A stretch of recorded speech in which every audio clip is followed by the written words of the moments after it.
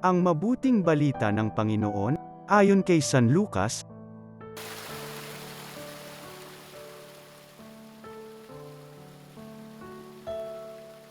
Noong panahong iyon, sinabi ni Jesus sa kanyang mga alagad, "Sinasabi ko sa inyo, ang sinumang kumilala sa akin sa harapan ng mga tao ay kikilanlin din naman ng Anak ng Tao sa harapan ng mga anghel ng Diyos.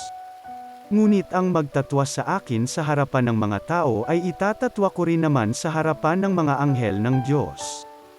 Ang sinumang magsalita laban sa Anak ng Tao ay mapatatawad, ngunit ang lumait sa Espiritu Santo ay hindi mapatatawad.